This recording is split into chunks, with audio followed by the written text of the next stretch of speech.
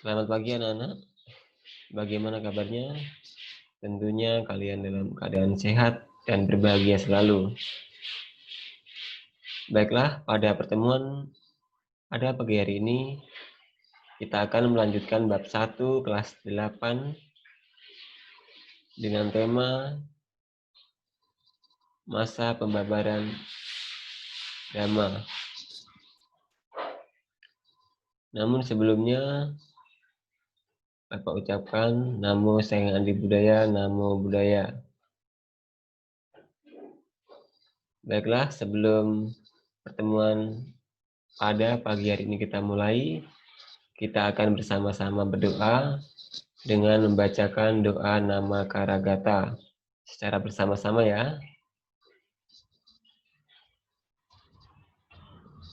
Arahang sama sambuddho bhagawa Buddhang bhagawantang apriwademi swakato bhagawata dhammo dhammang namasami supatipano bhagavato sawaka sangho sanghang namami. Baiklah, kita akan segera lanjut untuk tahun ke-8 ya.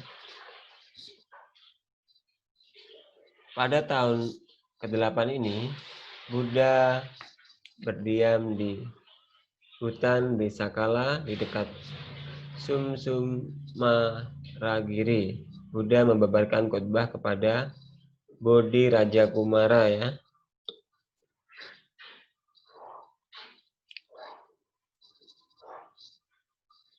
Pada peristiwa ini, Pangeran Bodhi mengundang Buddha ke Kokandana, istana barunya, untuk menerima dana makanan, dan Buddha membabarkan khotbah kepada Bodhi Raja Kumara.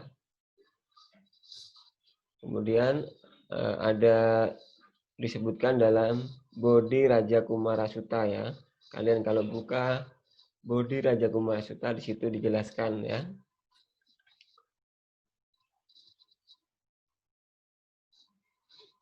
Ya, ini adalah peristiwanya, gambarnya seperti ini ya. Buddha diundang oleh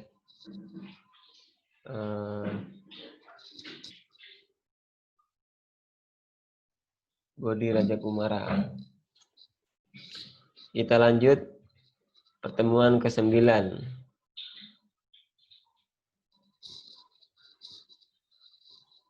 Pada tahun ke-9, Buddha berdiam di Wihara Gosita Kosambi, Wamsa ya. Peristiwa utama yang terjadi pada tahun ke-9 adalah Magandia membalas dendam karena Buddha menolaknya sebagai istrinya ya. Nah, berhubungan dengan kisah ini, selengkapnya peserta didik diharapkan membaca kitab Dhammapada Atthakatha Syair 320, 321, dan 322. Peristiwa utama lainnya pada tahun ini adalah terjadi sengketa di antara para biku di Kosambi. Selengkapnya baca kitab Majjhima Nikaya halaman 48 tentang Kosambiya Sutta ya. Di situ dijelaskan ya tentang sengketa yang berada di Kosambi ya. Kalian bisa lihat nanti. Ya, kita lanjut di tahun ke-10. Pada tahun ke-10, Buddha berdiam di kota kecil Rakita di dekat desa Parileyaka, Wamsa ya. Peristiwa utama yang terjadi yaitu sengketa yang berkepanjangan di antara para biku di Kosambi. Buddha akhirnya menyendiri di hutan belukar Rakita di dekat desa Parileyaka. ditemani oleh Gajah Parileyaka ya. Ya, di sini sudah terlihat gambarnya ya. Buddha ditemani oleh Gajah Parileyaka.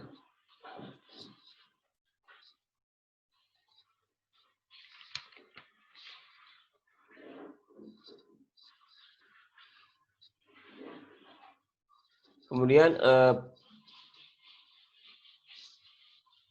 saat Buddha ini melakukan meditasi di hutan Parileyaka, kemudian para biku ini akhirnya memohon maaf kepada Buddha dan kemudian menyelesaikan sengketa tersebut ya. Jadi mereka merasa bersalah dan kemudian meminta maaf kepada Buddha ya. Dia kemudian tidak ada perselisihan lagi di antara biku tersebut. Ya, kita lanjut pada tahun ke-11. Pada tahun ke-11, Buddha berdiam di Wihara Dakinagiri, Avanti ya. Kejadian penting pada tahun ke-11 ini adalah Buddha menerima Brahmin Kasi Baraja dari desa Ekanala sebagai siswanya ya. Kemudian menuju ke Kamasadama di negeri Kuru dan membabarkan khotbah panjang tentang perhatian penuh atau Masatipatthana Sutta dan khotbah panjang tentang penyebab atau Mahanidana Sutta ya. Jadi ini terjadi di tahun ke-11. Kita lanjut di tahun ke-12 ya. Pada tahun ke-12, Buddha berdiam di Weranja, Pancala dan membabarkan Dharma di sana. Buddha memenuhi undangan seorang Brahmin di Weranja untuk melewatkan kediaman di musim hujan di tempat itu ya.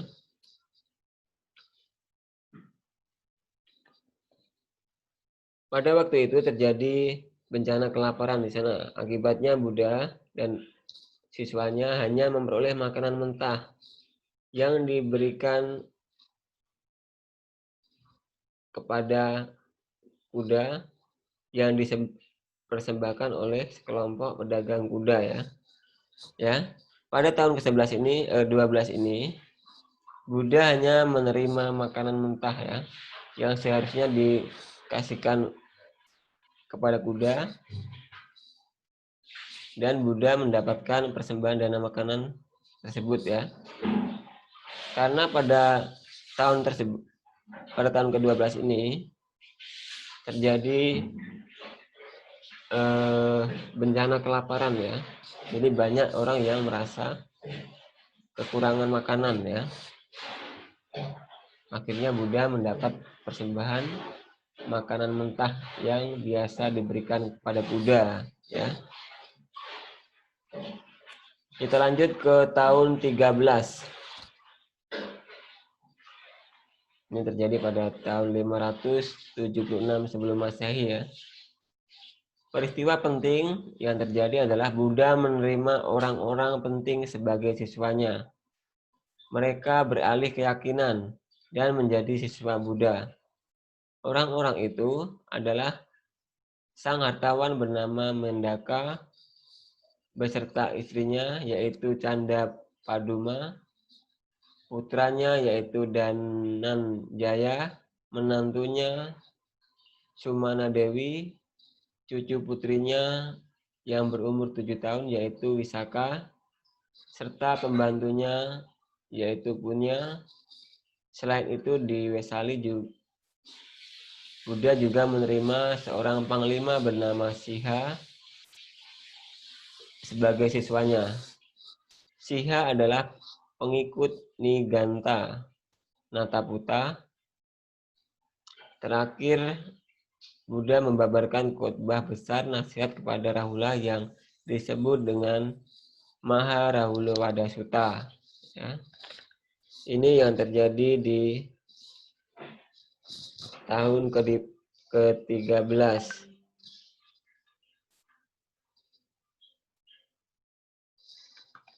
Ya, kita lanjut di tahun ke-14.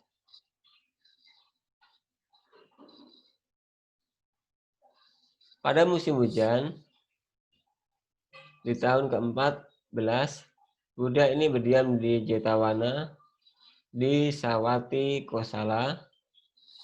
Peristiwa utama yang terjadi adalah Buddha membabarkan Dharma kepada Rahula.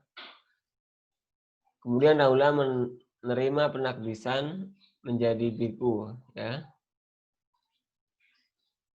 Kemudian Buddha membabarkan khotbah kecil atau khotbah singkat kepada Rahula yang dikenal dengan sebutan Cula Rahula Wada Sutta. Dan selanjutnya kejadian yang ketiga adalah khotbah mengenai Bukit Semut yang dikenal dengan sebutan Wamika Sutta dan Suciloma Sutta. Ya, ini adalah gambar dari Rahula mendapat penakdisan ya.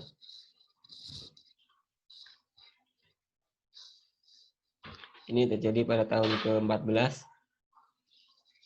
Kita lanjut ke tahun 15. Ini terjadi pada 574 sebelum Masehi. Di musim hujan, pada tahun ini Buddha berdiam dan membabarkan Dhamma di Wihara Nigroda di hutan kecil pohon jawi di Kapilawastu Kosala. Peristiwa penting yang terjadi adalah Raja Sutpabuddha wafat. Ya. Ini yang terjadi di tahun ke-15. Raja Sutpabuddha wafat ya. Ya, kita lanjut ke tahun 16.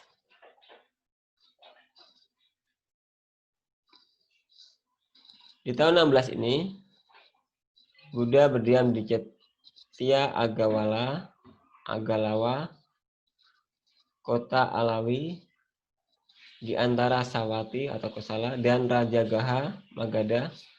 Peristiwa utama yang terjadi adalah Buddha menyelamatkan Alawaka yang juga dikenal dengan nama Hataka ya.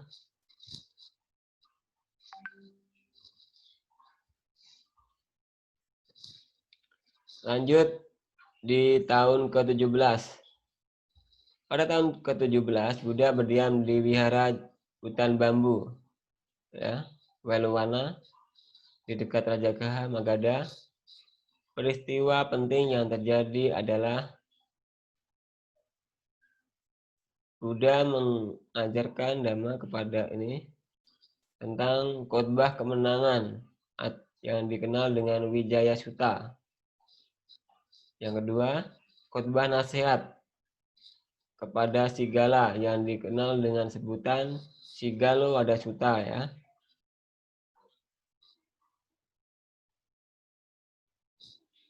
Ya, kita lanjut di tahun ke-18.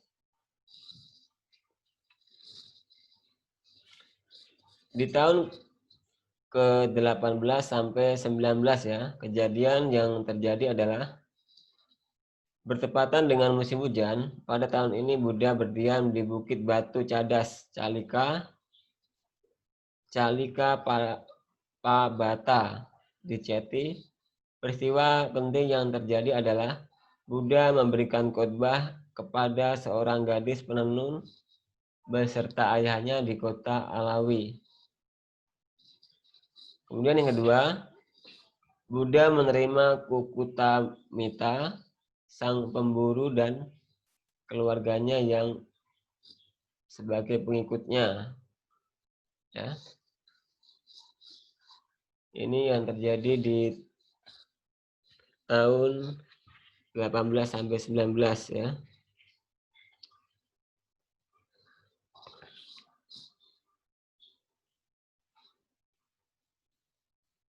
Ya, kita lanjut ke tahun 20.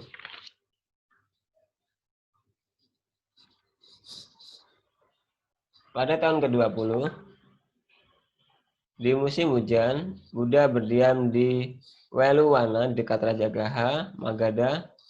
Peristiwa penting yang terjadi adalah Buddha menetapkan aturan-aturan parajika, menunjuk Ananda sebagai pengiring tetap.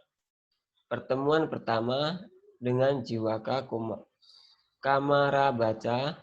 Komarabaca ya, dan menyadarkan Angulimala.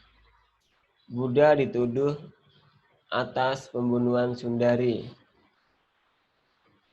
Kemudian yang selanjutnya meluruskan pandangan salah Brahma Baka dan menundukkan Raja Kobra Nandopadana. Raja Kobra Nandopandana ya. Ya, ini kalian bisa lihat di buku ya. Di situ ada cerita Angulimala yang mau membunuh orang sebanyak 1.000 orang ya. Kemudian Angulimala ini ingin yang terakhir membunuh ibunya sendiri ya, untuk melengkapi kalung jari yang ada di lehernya itu ya, sebanyak 999 ya. Kemudian yang terakhir adalah ibunya, dan karena Buddha mendengar itu, kemudian Buddha menolong ibu dari Angulimala ya. Dan Buddha berniat membunuh Buddha, tetapi dengan kekuatannya Buddha tidak bisa dibunuhnya ya, dan akhirnya Angulimala tersadarkan ya.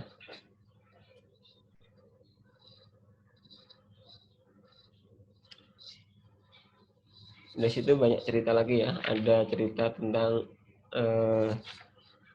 kalian bisa lihat di cetak, ada gambarnya sendiri.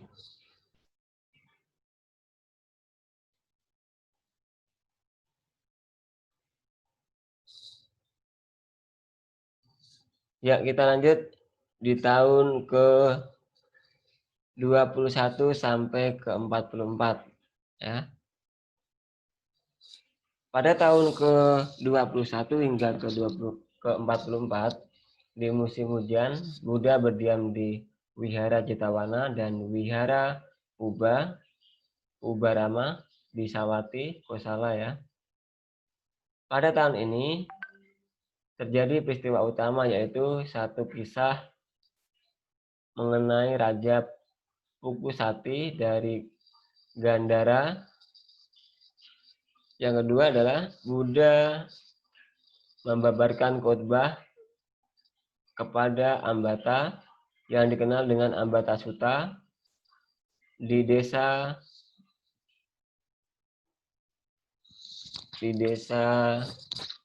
Icanan Nagala ya. Ini yang terjadi di tahun ke-21 ya. Icanan Gala. Kemudian yang ketiga adalah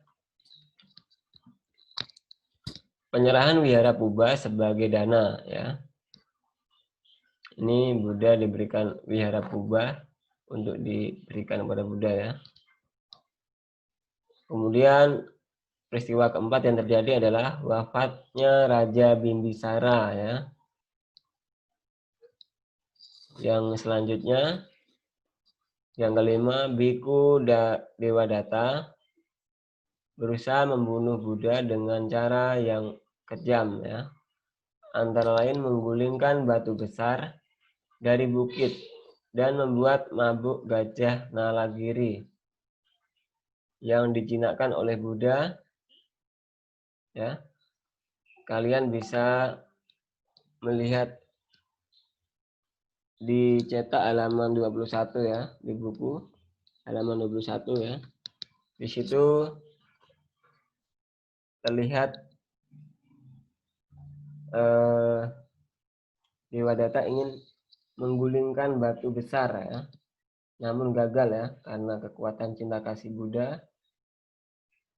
Buddha itu tidak bisa batu tersebut tidak dapat mengenai tubuh Buddha ya. Kemudian gajah Nalagiri ya dibuat mabuk ya agar melukai Buddha ya. Namun apa yang terjadi? Gajah karena dengan kekuatan cinta kasih Buddha, gajah tersebut akhirnya malah bersujud pada Buddha ya. Itulah ini ya. Jika kalian pun ada teman kalian atau binatang-binatang buas, kalian bisa dengan cara tersebut ya, dengan kekuatan cinta kasih. Jangan malah ada lihat kayak misalkan ada binatang buas, kalian langsung lempar, pasti dia akan langsung menggigit kalian ya. Kalian bisa dengan cara cinta kasih ya mendekatinya, tapi jangan yang hewan yang buas sekali ya, seperti singa, nanti kalian bisa kena terkam ya. Ini harus dengan kekuatan yang benar-benar tulus, jangan hanya separuh-separuh. Kalian kalau hanya separuh-separuh ya bisa kena terkam ya. Kemudian peristiwa yang keenam adalah meninggalnya Biku Dewadatta ya, yang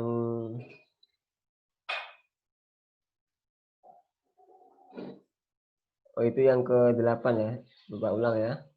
Peristiwa yang keenam adalah Biku Dewadatta menciptakan perpecahan di antara sangha ya. Karena ini Dewadatta sebenarnya merasa iri ya, kenapa Buddha kok banyak pengikutnya, kenapa saya kok nggak ada pengikutnya ya, kenapa hanya Buddha yang punya pengikut banyak ya. Dewadatta berpikiran seperti itu ya, makanya dia merasa iri dan ingin membunuh Buddha. Namun usahanya selalu gagal ya, karena kebaikanlah yang menjadi pemenangnya ya. Kemudian kita lanjut, kejadian yang ke-9 adalah pertemuan Buddha dengan Raja Ajatasattu ya. Ini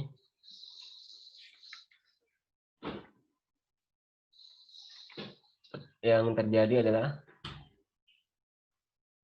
pertemuan antara Buddha dan Ajatasattu di kerajaannya ya. Dan ke-10 wafatnya Raja Pasenadi dari Kosala ya.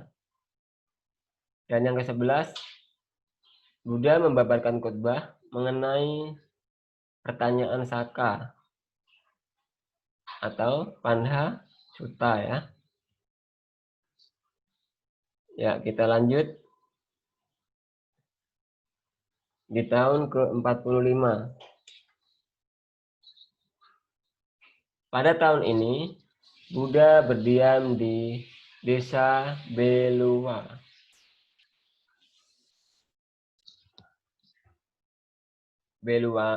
Belua Gama di dekat Vesali, Waji. Kejadian penting yang terjadi di tahun ke-45 adalah Upali, siswa utama di Ganta Nataputa, menjadi siswa Buddha ya. Kemudian yang kedua, Buddha membabarkan 7 kondisi kesejahteraan bagi para penguasa dunia. dan para biku ya.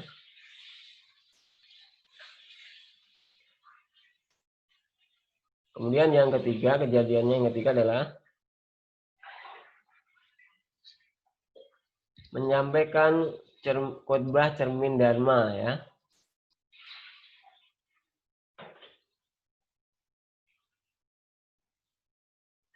Kemudian yang keempat,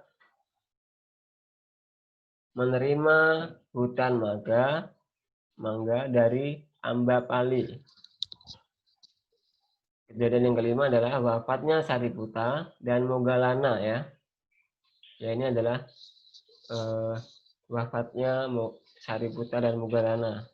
Ini adalah sahabat sejati ya, dari awal belajar bersama pun dia bersama-sama juga, mencapai tingkat kesucian pun bersama-sama, dan sampai ini ya, wafatnya pun bersama-sama.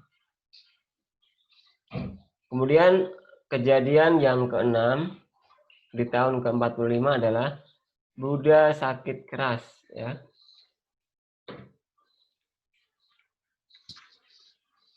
Ya, jadi Buddha pun bisa sakit ya, karena Buddha pun masih mempunyai badan jasmani seperti kita, jadi sama saja ya, dia juga bisa sakit ya. Ya, selanjutnya adalah yang ketujuh, Buddha membabarkan 4 sumber acuan utama Cattaro Mahapadesa ya. Ini adalah menyantap Sukarama Dava yang dipersembahkan oleh Cunda, Kamaraputa, putri pandai besi di Pava, Mala, dan Buddha menerima, dan yang ke-8 ini ya, Buddha menerima Petapa Kelana Subada sebagai siswa terakhir ya.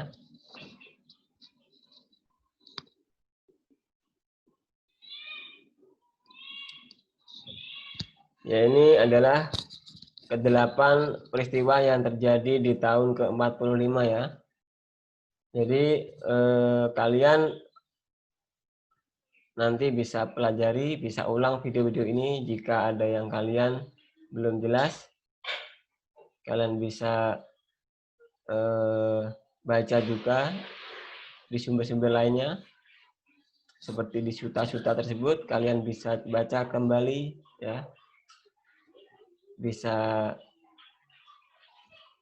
mencari sumber-sumber baru ya. Entah itu dari buku-buku lain, dari sumber-sumber lain, bisa juga ya, untuk menambah pengetahuan kalian semua. Ya. Mungkin untuk pertemuan pada pagi hari ini Bapak cukupkan sampai di sini. Bapak ucapkan selamat pagi. Namo Buddhaya.